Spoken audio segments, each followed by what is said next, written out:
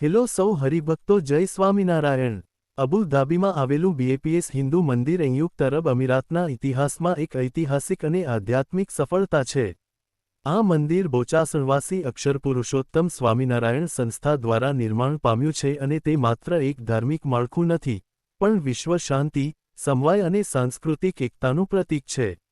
આપણે સૌ જાણીએ જ છીએ કે મોટી મોટી હસ્તીઓથી લઈને તમામ લોકો યુએઈ જાય અથવા તો ખાસ અબુધાબી હિન્દુ મંદિરના દર્શન અને મુલાકાતે પધારે છે। ત્યારે તાજેતરમાં જ Priyadarshini group of સ્કૂલ્સની managing trustee અને સીઈઓ શ્રીમતી સારિતા સિંહ અબુધાબી બીએપીએસ હિન્દુ મંદિરે પધાર્યા હતા। શ્રીમતી સારિતા સિંહ તેઓ એક પ્રેરણાત્મક શિક્ષણવિદ અને સશક્ત મહિલા નેતા તરીકે ઓળખાય છે, જેઓએ માત્ર 16 વર્ષની ઉંમરે શિક્ષણક્ષેત્રમાં પ્રવેશ કર્યો હતો। આજે તેઓ શિક્ષણની નવી પદ્ધતિઓ, જીવન કૌશલ્ય શિક્ષણ, ટેકનોલોજી યુક્ત આધુનિક શૈક્ષણિક સાધનો દ્વારા હજારો વિદ્યાર્થીઓના જીવનમાં સકારાત્મક પરિવર્તન લાવતી રહી છે। તેમણે શિક્ષણ જગતમાં પોતાની આગવી ઓળખ બનાવી છે અને અનેક રાષ્ટ્રીય તથા આંતરરાષ્ટ્રીય પુરસ્કારો પણ પ્રાપ્ત કર્યા છે, જેમ કે champions of change award, Emirates award of excellence તથા ઓનરરી ડોક્ટરેટ ઇન હ્યુમેનિટી અને એજ્યુકેશન જેવા એવોર્ડ પ્રાપ્ત કર્યા છે। તેઓનું ધ્યેય છે દરેક બાળકને સમાન ગુણવત્તાનું શિક્ષણ આપવું અને તેમને સારા નાગરિક બનાવવું। શિક્ષણની સાથે સાથે તેઓ સશક્ત મહિલા શક્તિ, માનવતા અને સમાજસેવા માટે પણ કાર્યરત છે। શ્રીમતી સારિતા સિંહે અબુધાબી હિન્દુ મંદિરની મુલાકાત વખતે તેમને અનુભવ થતાં તેઓ બોલી ઉઠ્યા હતા કે, મને ક્યારેય લાગ્યું નહોતું કે હું જીવનમાં ક્યારેય અહીંયા આવીશ। જ્યારે હું અહીંયા પ્રવેશી ત્યારે કોઈ અપેક્ષા રાખી નહોતી, શૂન્ય અપેક્ષા સાથે આવી। મેં અગાઉ બીએપીએસની તસવીરો જોઈ હતી, પણ જ્યારે હું અહીં મંદિરના પ્રાંગણમાં પ્રવેશી અને દર્શન કર્યા, તો મારી આંખો પર વિશ્વાસ જ ન રહ્યો।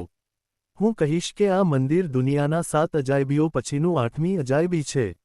મંદિરની દરેક નાની નાની વિગતો એવી કૃતિશીલ રીતે ઊભી કરવામાં આવી છે કે તે કલ્પનાને પણ પાર કરે છે। બધું જ અવિસ્મરણીય છે, એટલું ભવ્ય છે કે મને શબ્દો મળતા નથી।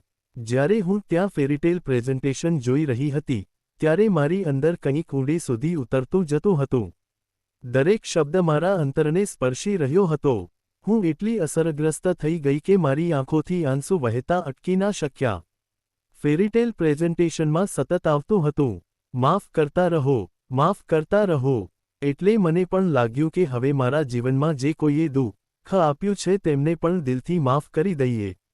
માફ ન કરીએ ક્રોધની લાગણીને લઈને અંતિમ ક્ષણ સુધી ન જવું જોઈએ। જે કથા મને સૌથી વધુ સ્પર્શી ગઈ, તે હતી 1997માં પ્રમુખ સ્વામી મહારાજે આપેલી ભવિષ્યવાણી। એ દિવસે તેમણે કહેલું, અને પછી ગુરુજી અને તમે બધાએ ક્યારેય પાછા પડ્યા નહોતા। તમે નક્કી કર્યું અને તમે એ સંભાવનાને સાકાર કરી બતાવ્યું। મારા માટે સૌથી મોટો સંદેશ છે, ફેથ શ્રદ્ધા પર ક્યારેય શંકા ન કરો। ભગવાન અને તેમની શક્તિ પર વિશ્વાસ રાખો। હું તો આજે ખૂબ જ આનંદથી કહું છું કે જો શક્ય બને તો હું પ્રેમ, શાંતિ અને સમરસતાની એમ્બેસેડર બનવા તૈયાર છું। હું માનું છું કે તમે અહીં ધરતી પર સ્વર્ગ ઊભું કરી દીધું છે। જો કોઈ શાંતિ, પ્રેમ અને આધ્યાત્મિકતા અનુભવવી હોય તો આ મંદિર એ જગ્યા છે જ્યાં તમારે આવવું જ જોઈએ।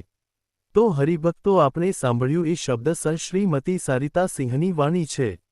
આવું તો અબુધાબી હિન્દુ મંદિરમાં આવનારા તમામ નાના મોટા દરેક લોકોને આવો અનુભવ થાય છે, કારણ કે આ મંદિર જ એક ચમત્કાર છે, અને આપણે સૌ જાણીએ જ છીએ તેમના ઇતિહાસ વિશે। કેવા કેવા ચમત્કારો થયા છે આ મંદિર નિર્માણ કાર્યમાં, અને લાખો લોકોના હૃદય પરિવર્તન કરીને જીવન પરિવર્તન કરી રહ્યું છે, અને આ જ સાચો ચમત્કાર કહેવાય।